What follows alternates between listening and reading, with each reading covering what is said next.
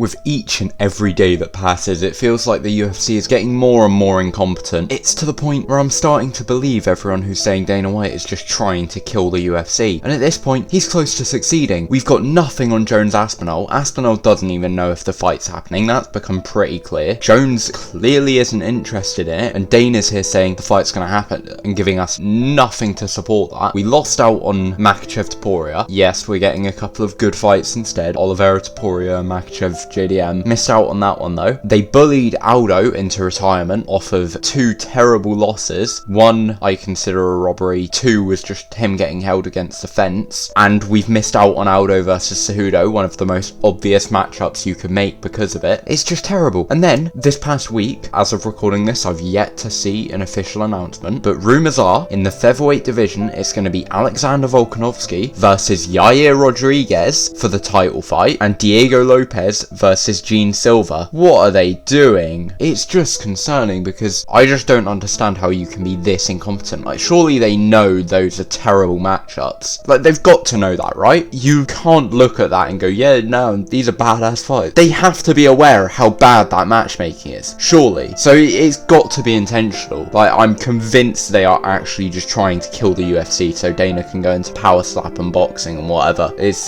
just ridiculous. On a more positive note, Tony has Died's petition to strip John Jones of the undisputed heavyweight belt just reached 100,000 signatures as of recording this. So that's a positive note. But with all the problems we've got with the UFC right now, made all the more prevalent by this featherweight shindig that's going down right now, I figured I'd sort it out for them. I'm going to make the card for UFC Guadalajara, Mexico, and I'm going to give the UFC a perfect card they could put together for an incredible fight week, incredible fight night on the actual night of the card, and this will just be a really good event to restore everyone's faith in the UFC if they make this. Because honestly, this Saturday we've got UFC Fight Night with, I can't even think their names, Blanchfield versus Barber? Is it Macy Barber she's fighting on this Saturday? So we've got that, and then we've got O'Malley Merab, which not the worst matchup you can make, but it should have been O'Malley versus Yarn in a rematch. And then you've got 317, which yeah, is going to be good, but missing out on Makhachev-Topuria, which kind of sucks, and UFC's just in shambles right now, so I'm going to fix it. This card, gonna be a banger. Let's get into it. First matchup on the card. We're only doing the main card as always, but the first fight on the card, unfortunately, I am gonna bless you with a WMMA fight, but hear me out. This is gonna be in Mexico, so we need some Mexican names on it, naturally, and there aren't many Mexican UFC fighters. So one we do have, we've got Irene Aldana. I think this is one most people are going to accept, yeah, she's got to be on the card just because of how few Mexican UFC fighters are. What's a natural matchup for her? Well, Aldana's decent for the division, but it's not a good division at all. She's more of a top 5 gatekeeper at this point, and I think the best option for what we do with Aldana is just feed her to an upcoming contender. And yeah, it's going to suck. There's going to be a couple of Mexican fighters losing on this card, but at least they're fighting. They're going to get the fans to buy the card and to show up to the event, and that's what they're there for. They're there to sell it to the Mexican fans. Whether they win or not massively important. So yeah, I think we feed Aldana to an up-and-comer, and I think Jacqueline Cavalcanti is the best option for this. Cavalcanti's looking really good at the moment. She could be a future champ if she keeps going and dominating people in the way she is. She's looking really good for WMMA. And women's bantamweight is obviously just incredibly shallow, so if she wins this fight, she'd need one more and then she's getting a title shot against probably Kayla Harrison, who I don't think loses to anyone in the division really. I don't think Kayla Harrison's that good, but I just don't think anyone else in women's bantamweight is very good. Yeah, I think Jacqueline Cavalcanti has potential to be a future champ. If Irene Aldana wins this, that's a massive win for Mexican fans to start out a contender like that. That would be very good for Aldana, and then again, she's a fight away from a title shot as well. So Irene Aldana, Mexican name, versus Jacqueline Cavalcanti, big prospect in the women's bantamweight division. I think that's a great first matchup. I've built this card around getting positive outcomes. These are fights that we know how they're going to end. We know Jacqueline Cavalcanti's going to win this. There's going to be a new name in bantamweight. She's already kind of a new name, but she's going to be in that title conversation now, and I think that does a lot for women's bantamweight because it's so shallow and there's just nothing interesting in that title picture. Once Harrison beats Pena, it's like, okay,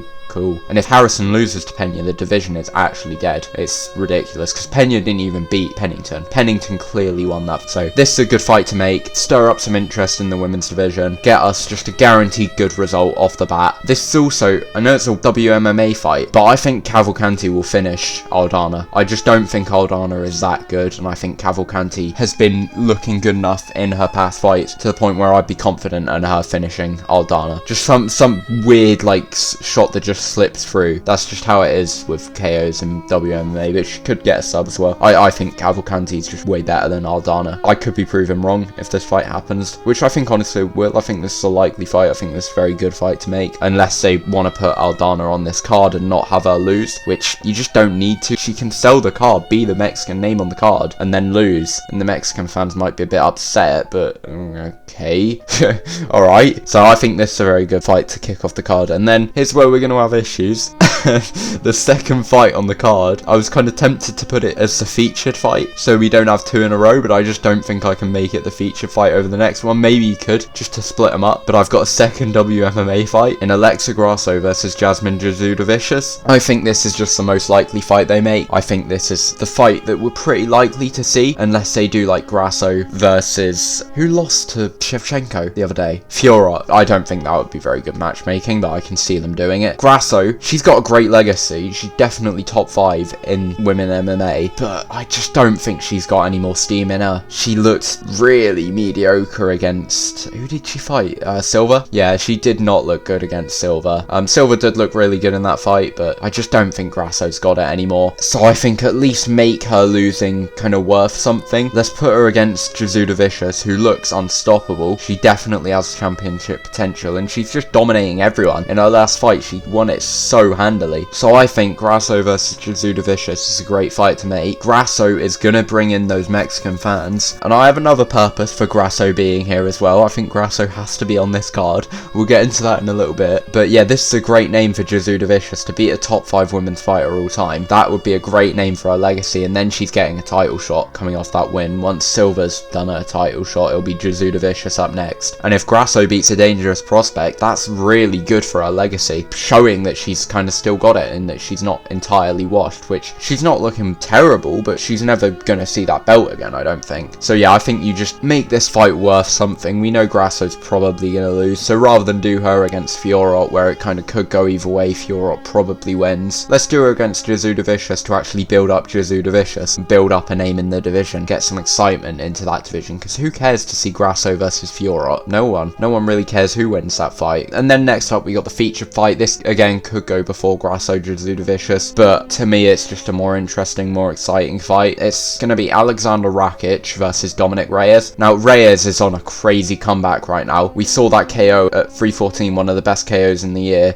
Like prime Conor McGregor, 13 second against Jose Aldo. Just step back, cross down the middle, it was beautiful. So Reyes is on a crazy comeback right now. If he beats Rakic, he's into the top 5, and he's a win away from a title shot, I think. If he were to beat like an Oberg after this, he's getting a title shot next, and we could actually see Reyes in a title fight in 2026, which would be crazy. The Reyes comeback is one of the best storylines we've got going in the UFC right now, and we know Rakic is never going to be champ. He's never really going to be in that championship conversation, but he is a solid top 5 gatekeeper. He is one of those fighters that you can just see being at that number 6, number 7 spot for the next few years, and he's never really going to see gold, but I think he's going to stick around that top 10 for quite a while, and this will just be a chance to gauge how Reyes is going to fare in those upper ranks of the division. Rakic looked decent against Ank. He gave Ank a decent fight, though he was clearly losing, and if Reyes can beat Rakic, which I think he does, I think Reyes actually will knock him out. I think that shows real potential for Reyes to perform against those top contenders. No, I don't think Reyes is beating Pereira, Yuri, Ankalaev. Actually, I would pick him to beat Roundtree. Yeah, it's just those top 3 really, Pereira, Yuri, and Ank. I don't think he beats any of them, much as I don't think Ank is nearly as good as people say he is. I still don't think Reyes has got it to beat him. So yeah, that would just be a really good fight. Get Reyes a win, and this is a pretty safe win for Reyes, I think. I think Reyes wins this, and we can just continue this real feel-good storyline of the Reyes comeback and see him into that title conversation. And next up, we've got the co-main event, Diego Lopez versus Yair Rodriguez. This is the single most obvious fight to make in the UFC right now, besides Jones Aspinall, which is probably not going to happen. This fight is such an easy home run that I don't understand how there's rumours of anything else happening. Because this wasn't one that 2 months ago I would have been saying, yeah, we need to see this fight. Now, we need to see this fight. Because that was the UFC 314 press conference was really, really great. It was a great press conference because of these two guys. Diego Lopez was fighting Volk, Yair was fighting Pitbull, and they just started beefing. And they just kick off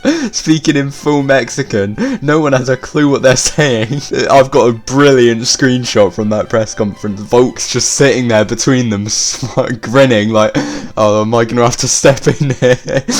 And they're just pointing at each other in the background. It was incredible. And it just came out of nowhere. No one had there were signs of this beef was a thing before then, but it wasn't front and centre. No one really knew that it was a thing. And it just seemed to come out of nowhere at this press conference, all bubbling up. And we see these guys absolutely hate each other. And Lopez obviously needs to fight down after his win over Volk, but he still gets a top 5 opponent because he looked good against Volk. He's been beating everyone. And Yair does not deserve a title shot after beating Pitbull in his first UFC fight. So we don't even know how Pitbull would rank in the UFC. I'm not sure if he's ranked right now or what rank he's at. But yeah, it was his first fight in the UFC. That's not a win that can get you a title shot, especially after you lost to Brian Ortega, who Lopez just beat and Lopez just lost in his title fight. You need to give Yair another fight before he gets a title shot. And I know they just want to throw him into a title fight because they want a Mexican fighter fighting for the title for the main event in this Mexico card, which is just ridiculous. It's such an utterly misguided line of logic from the UFC. If this is the case, maybe this fight is going to happen. Maybe they're not doing Volk versus Yair. That and those rumours are just false. But yeah, this is the fight you make because it is a winnable fight for both. I think Lopez is going to win. I think Lopez is way better than Yair. Yair has no ground game.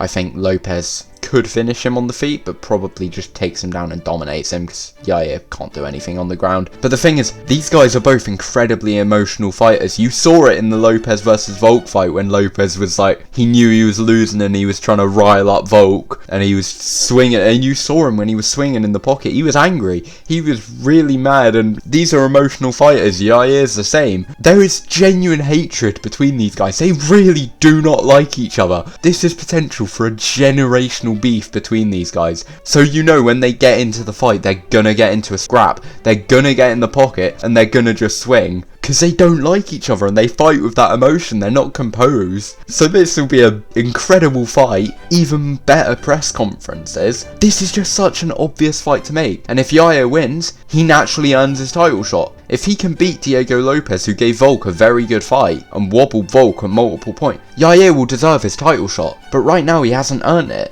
He just hasn't, and you can't argue that Yair has earned a title shot based on beating Pitbull. It's ridiculous. So this is the fight that you need to make. You have to make Lopez versus Yair, or I don't know what you're doing. And then in the main event, we are going to have Volk, but obviously we're going to have him against Movsar. Now, there's no Mexican fighter in this main event. We're not going to pull in Moreno to give him a title fight or like a rival trilogy in the main event. We're not doing that just to have a Mexican fighter. It's like they bring in Moreno for every Mexican card. They go, yep, Moreno's main eventing it. Just because he's like the only Mexican former champ, really. So we're not doing that. We're going to have an actual legitimate title fight, not some jabroni like Yair fighting for the title. He's not a jabroni quite, but, you know, undeserving fight. We're going to have an actual legitimate deserved title fight, and we're going to make it in featherweight, because then we can play off the Lopez-Yair fight, have that be, you know, potential next fight for whoever wins this.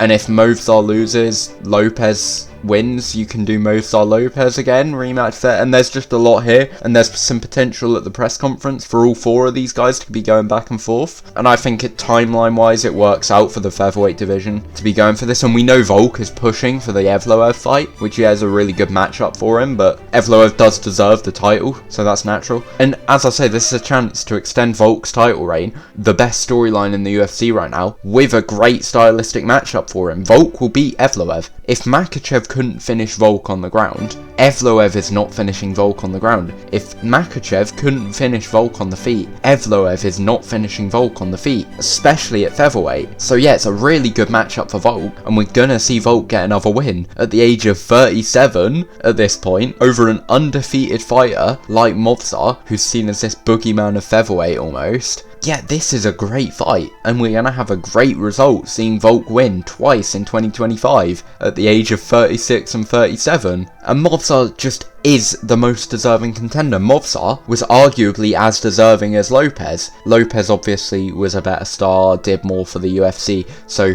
that's why they gave him the title fight, and I agree with that. I think he should be rewarded for that activity. But Movsar, in terms of what he'd done, was as deserving as Lopez, and now he's undeniably the next up in line. So any other matchup is just blasphemy. You can't justify any other matchup, especially not Yair Rodriguez, who in the past few years beat Pitbull and lost to Ortega. You just can't justify that. So you need to do Volk versus Movsar instead of trying to fudge some illegitimate title shot between Volk and Yair. That's just not something that can be happening. You need to do Diego Lopez versus Yair Rodriguez and Alexander Volkanovski versus Movsar Evloev. So as you can see, I've put together a really strong card here with some good Mexican names, and the great thing about this card that's going to be super exciting is that this would have a generational press conference. Like, think how incredible this press conference would be. You've got Lopez and Yair just beefing because there's actual hatred, and this isn't going to be like the 314 press conference where it kind of takes that spark to bring it out. The first question at this press conference, I guarantee you, would be someone trying to get these guys to beef,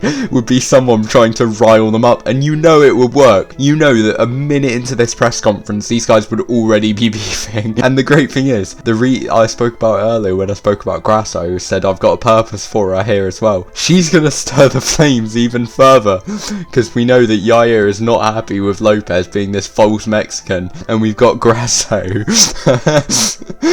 We've got this like Mexican love triangle almost, I like to call it, between Yair, Lopez and Grasso as a Mexican hate triangle. So this would just be incredible. We didn't have Grasso at 314 to kind of stir the pot.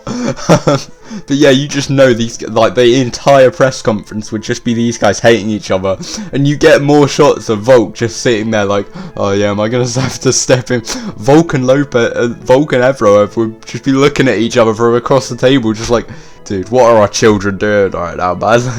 It'd be brilliant. Volk would just be sat there being goofy, going like the crowd cheering for Volk.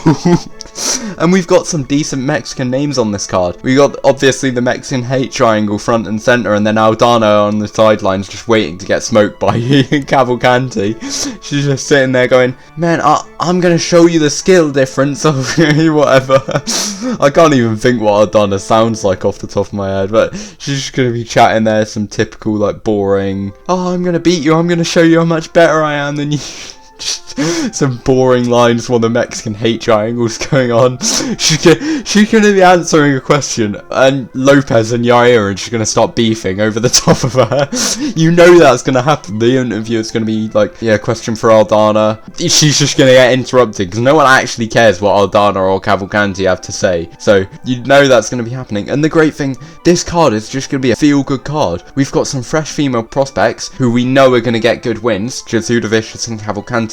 We know they're pretty likely to win their fights and spice up those divisions, which are incredibly boring divisions. We've got some exciting beef, some of the best in the UFC right now, which will lead to a hate-fueled fight between Lopez and Yair, which you know will just be an absolute, like, a scrap of just pure anger because they really don't like each other. And Volk's title reign will continue when he beats Movsar, because Movsar will not beat him. He has no way of winning that fight. So Volk's title reign is going to continue on this fight, so that will just be such a feel-good moment seeing Volk win again. And then Reyes potentially gets in the top 5 as well. We potentially see Reyes one fight from a title shot. Reyes comeback, title reign continues, and people will can start going, oh, Reyes, actually, we could see Reyes get a title, because people are saying, yeah, Reyes could potentially get into the title picture, but it's like, yeah, if he gets a good matchup, and we don't know, but if he beats Rakic here, people will say, oh, we could actually see Reyes get a title shot next year. So this would just be such an exciting card with some great fights on it, and just such a good fight week. This will be the best fight week since 308. I'm not sure if it'll be as good as 308, because 308's fight week was just something different, man. But this fight week, you know it's going to be a banger, because you got all the Volk memes will resurge on Instagram Reels. My Instagram Reels will just be filled with Land Down Under again. So that will be brilliant, because that was excellent at 314. We'll have Yair versus Diogo Lopez. Be some incredible memes from that. We'll have Reyes. Oh, it should be such a good card. And it wasn't even much work to put this card together. I just went, okay, Lopez versus Yair, most obvious fight in the UFC. Volk versus Movsar, actual legitimate title shot. We'll just do that because it makes sense timeline wise and goes well with Lopez Yair. Okay, that's obvious. What other fight do we kind of want to see right now and lines up timeline wise? Okay, we'll put on Rakic versus Reyes. That's an exciting fight and can be a good moment for the fans. Other Mexican names, well, we have to have Grasso on here to stir the pot between Lopez and Yair, and she's one of the biggest Mexican names. Okay, who do we put her against? Jesuda Vicious, obvious matchup. Whack another Mexican name on there. Sure, we'll go Ardana and feed her to Cavalcanti. Easy. Such an easy card to put together, and look how good it would be. Look how good the press conference would be. Look how good the fights would be. And that took me like 30 minutes to put together, maybe an hour. And I put together that card. So easy. And you just put together a banger like this. But the UFC instead wants to make Volk versus Yair to fudge a Mexican fighter into a title fight. It's ridiculous. Like, you can sell a pay-per-view without having the regional fighter be in a title fight. You can still sell cards, and you can still sell seats just by putting on a good card. And putting on, like, the Lopez versus Yair fight is two Mexicans, one arguably a false Mexican. Incredible beef, incredible fight. That's like a Mexican title fight. That is like, who is the truer Mexican? You're almost putting on a title fight for the Mexican belt in that co-main with a deserved great title fight in the main event. This card would sell so well, and it wouldn't do a million pay-per-views. The main event isn't like a super fight or anything, and you've got 2 WMMA fights on here, so it wouldn't sell a million pay-per-views, but it would be an incredible card. The hardcore fans are going to be eating this up. Everyone who's into the press conferences and stuff is going to be doing so well for them. So this would just be an incredible card, and it's so easy for the UFC to put on. It's so obvious for the UFC to put on, but they won't do it because their matchmaking has just been terrible recently. And honestly, the type of crash outs I'm going to have if they reveal that Movsar versus Pico and Volk versus Yair are actually real fights that are happening, I am not going to be a happy bunny, and no one on MMA YouTube is going to be. The moment an official announcement happens, it's going to be worse than it has this week, because people have been crashing out this week. People have not been happy, so when the official announcement comes, yeah, every video on MMA YouTube is just going to be people complaining about that. And the fact that the UFC can actually look at that fight and go, yeah, that's a reasonable fight to make, is just shameful. So I'm honestly in the camp that those fights are probably not real, because there's just no way you can actually look at that and go, yeah, we can put that fight on. But at the same time, it does feel like Dana's just genuinely trying to kill the UFC at the moment. So who knows? But that is my card for 320 UFC Guadalajara, Mexico. Incredible press conference, one of the best we've seen in the past few years. Gonna be some great fights on here, just a feel-good card overall. So that's my card for it. I think I've done a really good job here. Let me know what you think in the comments. Leave your own thoughts on what matchups should be made. If you want to slag off the UFC for making Yair versus Volk, feel free to do so. I'd love to see it. But that's going to wrap it up. Petition to strip John Jones currently sitting at 100,000 signatures. I'm so happy.